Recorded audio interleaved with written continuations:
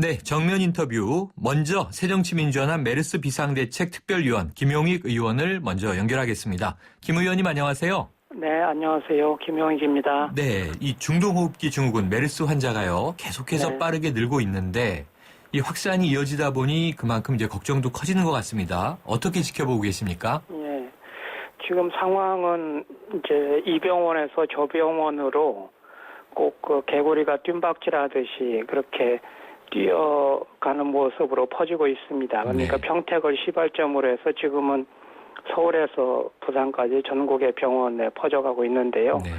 아마 이런 연결고리가 앞으로도 계속될 수 있겠다 그렇게 보고 있습니다. 네, 위험하게 보고 계시군요. 네. 자, 오늘 6월 임시국회 첫날이었는데요. 긴급 네. 현안 질문이 있었습니다. 무엇보다 잘못된 정부의 대응 강하게 지적하셨는데요. 정부의 답변 어떻게 들으셨습니까? 예, 오늘은 장관께서 굉장히 사과를 하는 톤으로 네. 죄송하다, 미안하다 이런 말씀 여러 번 하셨는데 그래도 아직 복지부가 이 관리의 방향을 제대로 잡고 있느냐 하는 거는 저는 좀 미흡한 부분이 많이 있다고 생각이 됐습니다. 네. 일단 정부는 이제 위기 경보 등급을요 아직 주의로 유지하고 있지 않습니까? 네. 이거 경계로 올려야 한다고 보세요? 네, 이제 이게 굉장히 좀 중요한 문제인데요. 네.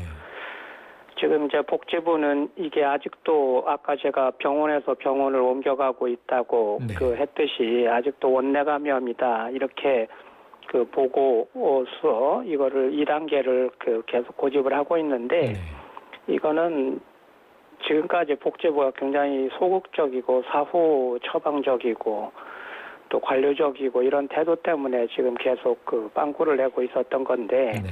이게 전형적인 태도죠 지금.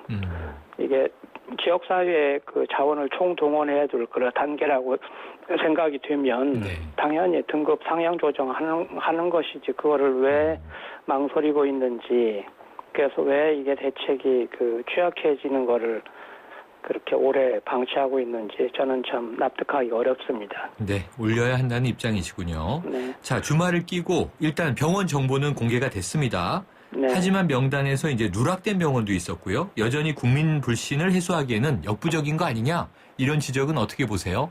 예, 그게 참 비밀주의 때문에 온 나라가 괴담과 혼란과 불만, 불안 이런 것으로 가득 차 있었습니다. 이제 네. 하도 국민들의 불만이 심하니까 이제 어쩔 수 없이 공개는 했는데 공개를 한다고 내놓은 첫 번째 병원 통계가 여러 개 오류가 있는 그런 통계를 내놓아서 네.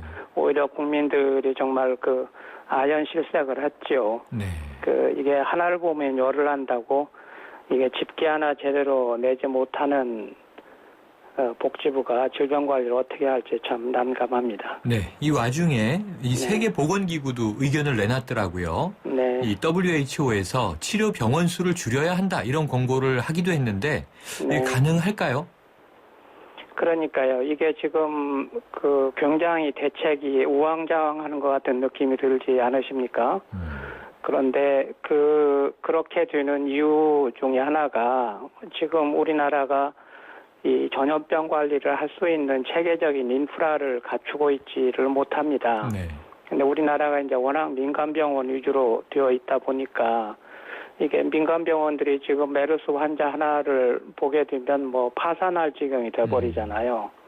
그러니까 공공병원의 네트워크가 충분히 있어야 이게 공공병원을 동원을 해서 전염병 관리, 용해 음압병 등도 만들고 수용할 수 있는 여러 가지 대책을 마련할 텐데 공공병원이 워낙 취약하니까 지금 이 관리가 제대로 안 되는 거거든요. 네. 그러니까 자잘한 병원에 여러 사람을 조금씩 여러 곳에 수용을 하면 어렵죠, 관리가 더.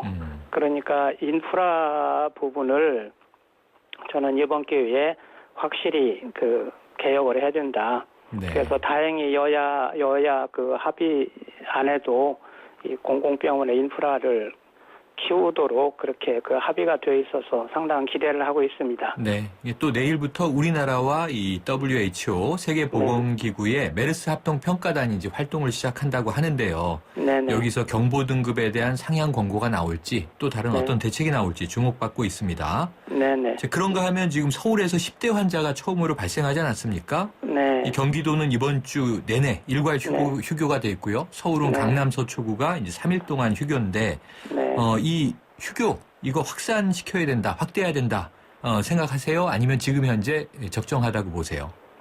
이거는 케이스 바이 케이스로 하는 게 맞을 것 같습니다. 네. 너무 일괄해서 전부 휴교를 할 정도의 그렇게까지는 아닌데 네. 이게 메르스가 지금 아주 독특한 특징을 보이고 있는데 실내 그냥 원내 병원 내에서는 상당한 감염력을 가지는데 네. 아직까지 지역사회 감염이 발생하지 않는 것을 보면 지역사회 감염력은 그렇게 높지 않은 그런 독특한 특징을 보이고 있어서 네. 학교를 전면 휴업한다 이거는 조금 지나치지 않은가 싶습니다. 네. 조금 더 관찰할 필요가 있겠군요. 네. 자, 그런가 하면 이제 이 교육부와 보건당국의 엇박자도 지난주에는 좀 질타를 받았습니다만 네. 또 이제 어제 오후에 문영표 보건복지 장관과 4대 광역지자체장이 이제 합동기자회견을 하긴 했는데요. 네네. 그럼에도 불구하고 메르스에 대한 이 지자체의 자체 대응을 두고 중앙정부와 지자체가 대립하는 거 아니냐 이렇게 또 보인다 하는 지적들이 있었는데 이 상황은 어떻게 해석하세요? 그거는 극력 피해야 할 일입니다. 지금 총력 대응을 해야 할 때에 중앙정부와 지방정부가 대립한다든지 이렇게 분열을 하면 이건 공멸하는 거죠. 네. 이거는 전염병 관리는 아주 지극히 기술적이고 아주 지극히 전문적인 일입니다. 이게 네. 정치화되면 오히려 전염병 관리를 방해하는 일이 되기 때문에 그런 일이 있어서는 안 된다고 생각합니다. 네, 그렇군요. 자, 이게 새누리당에서는요, 국가재난병원 도입을 서두르겠다, 이런 대책을 내놨는데요. 네. 이 새정치민주연합에서는 주로 어떤 방안들 좀 고심하고 계세요?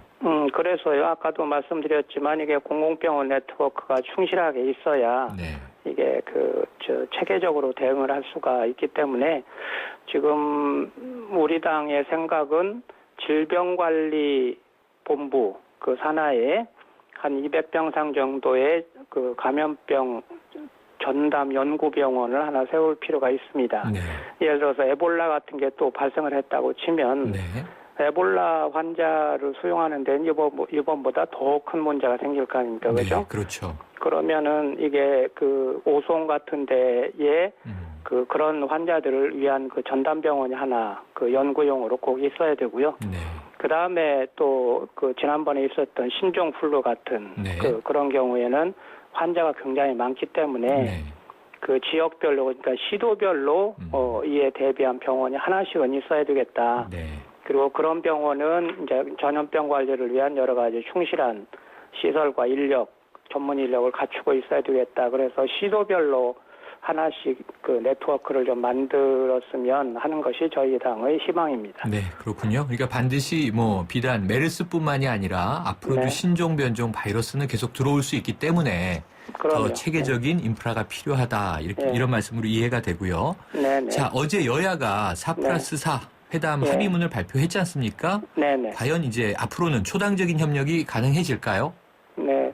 저는 이번에는 이 메르스에 대해서는 그런 협력이 가능하지 않을까 그렇게 희망을 가질 수 있다고 생각하는데요. 네. 왜냐하면 양당 모두의 위기의식이 아주 심각하고 네. 이거는 지금 인명에 관계된 일일 뿐만 아니라 지금 한국의 국제적인 위신이 말도 못하게 지금 실추가 됐지 않습니까? 네.